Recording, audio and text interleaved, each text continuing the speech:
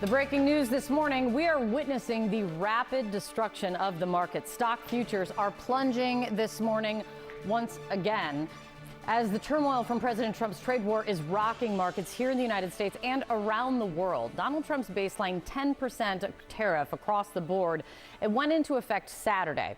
And also so many countries are bracing for more as the targeted tariffs that he announced are set to kick in Wednesday. So far today, Hong Kong's main exchange dropped 13%. Taiwan's exchange saw its biggest one-day loss on record. And the S&P is now nearing a bear market defined as a drop of 20% or more from a recent peak. Add to that, billionaire hedge fund manager and Donald Trump supporter Bill Ackman is now somewhat leading Wall Street's backlash to the tariffs, calling Trump's tariff plan a, quote, self-induced economic nuclear winter. Also saying this is not what we voted for. Facing all of this brutal reality, the president and his team are offering mixed messages on a key question in all of this, which is the president willing to negotiate, or are these tariffs here to stay? Here was the president last night on the way back to Washington. Now, I'm willing to deal with China, but they have to solve their surplus. We have a tremendous deficit problem with China. I do want to solve the deficit problem that we have with China, with the European Union and other nations. And they're going to have to do that. And if they want to talk about that, I'm open to talking. On TV. CNN's Matt Egan starting us off for what is going to be another rocky day. But what's happened already? Well, Kate, look, fear continues to dominate financial markets around the world. And make no mistake, this is all about the president's decision to launch a trade war. Now, this is how bad things are. Futures are down 2%. This is actually good news. This is an improvement because overnight we saw Dow futures were down 4% or so, about 1,500 points. You mentioned the Hang Seng in Hong Kong. This was the worst day for the Hang Seng since 1997 when Asian markets were in complete crisis mode, right? And so this is an indication, though, that futures are going to open with the S&P trading just above what would be a bear market, right, which is that 20% decline. Just for some context here, if the S&P closed in a bear market today, this would be the second fastest bear market in history, second only to 2020 during COVID and surpassing the 1987 crash. Look at this. So this is the S&P 500 so far this year. You can see things were getting a little bit rocky in February and March, and then Liberation Day came last week when the president rolled out his tariffs. And look at this. It's gone basically straight down since then. The S&P 500 lost over $5 trillion in value after Liberation Day. Look at this complete wipeout.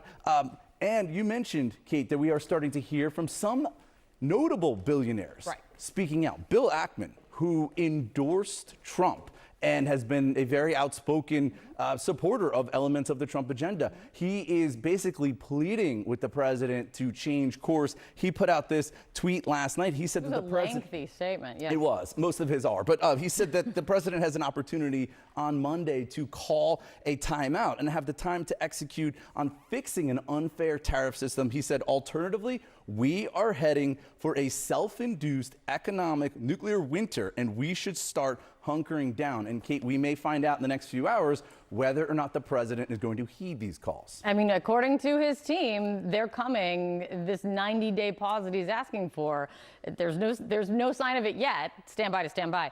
And you have some context also, just putting the beginning of the Trump administration into historical context in terms of the market. Yeah, it's been atrocious, right? So the S&P 500, since the president was sworn in, has lost 15% of its value. This is the worst start to any presidential term since the S&P 500 launched back in the 1950s. And again, this is being driven by recession fears. We heard Goldman Sachs overnight came out and they bumped up their recession odds. They now say a 45% chance of a recession, although they said it would go even higher if the tariffs kick in. So guys, I mean, this morning, it's the real fallout and the ripple effects that keep on rippling from the markets. And then there's the political impact of it, which is a real big question mark right now. Markets, and then this, I don't know if this is an inkling of what is to come in terms of political impact, Mark, but you now have Wall Street titans weighing in, like billionaire hedge fund manager Bill Ackman. He supported Donald Trump in the election, and he's now somewhat leading the way of Wall Street's pushback on these tariffs. He put out a lengthy social media post in part saying, "This is not what we voted for, and we are headed for a self-induced economic nuclear winter, and we should start hunkering down now." Do you think, if nothing else, that changes minds at the White House?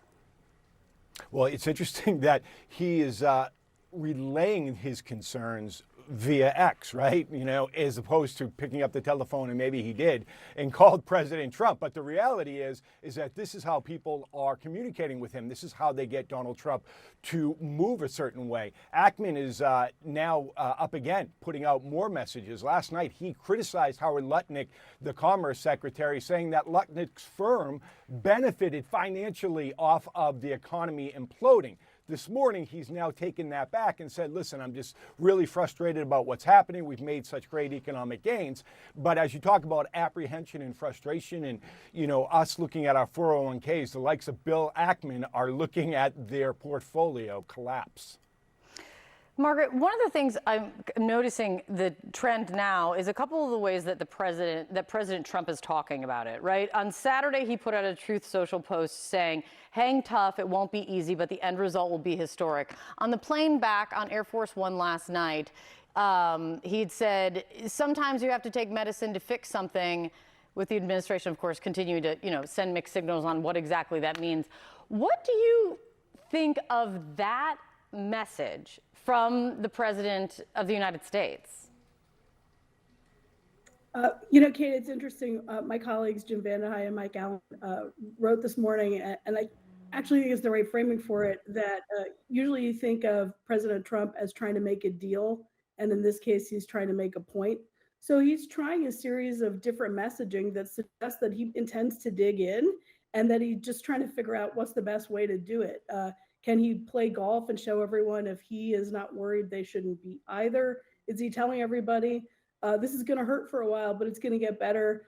Is he going to use a medicine analogy, which is interesting for a person who says everybody should have the right to decide whether or not they want to take the medicine? So I think he's trying a lot of different messaging here, but it's because of the pushback that he's getting, not just from the markets, but as you mentioned, from Wall Street. We saw this morning Jamie Dimon, the CEO for JP Morgan, warning in his letter to shareholders that he believes these tariffs are going to significantly slow the U.S. economy, which already is facing pressure and weaken, and that it could drive inflation. You've got AEI, the conservative think tank, over the weekend putting out, you remember that formula that the White House released to explain the rationale for the tariffs, putting out a statement saying that actually the formula is wrong, that they use the wrong variable for import prices, and that it will create something like a 4-to-1 ratio in how bad we'll feel the tariffs.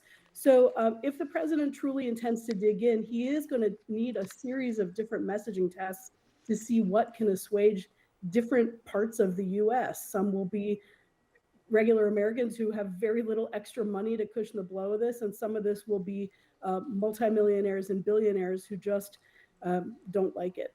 Yeah, and so then, Mark, the question, one of the things, a factoid that Matt Egan actually told us this morning, which is something that Trump pre-being committed to tariffs in this way would care a lot about, which is that this is the worst start to any presidential term since the S&P 500 launched in the 1950s. And then it's, what is Congress's role here? Here's how Punchbowl put it this morning. Senate and House Republicans are beginning to panic, although A, we don't think that Congress will pass a bill to take tariff power away from the president, and B, it's an open question as to whether the Hill can have any influence at all with the president on trade policy. It's an interesting moment for Senate and House Republicans. I mean, in Congress in general, which typically has the power, has tariff authority. What do you see happening on the Hill?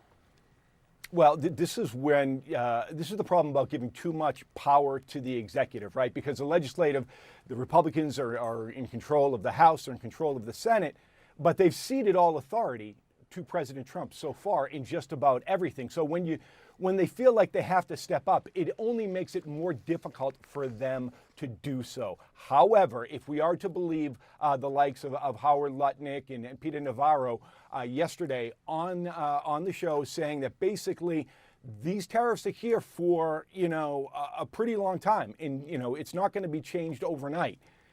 That means that you're going to see members of Congress going home every weekend now into the summer, and they're going to have to listen to their constituents. And that's when all of this blows up for Donald Trump. It doesn't just affect his ability to get, anything through regarding the tariffs. It could affect his ability on getting anything through at that point, because then these members of Congress, these Republicans who are in some very difficult races, it's every man for himself, every woman for herself. So they're going to have to do what they have to do to make sure that they get reelected. And that may not be supporting Donald Trump.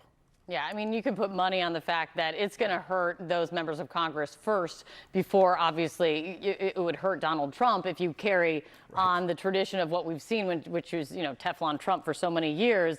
That's going to be quite a dynamic.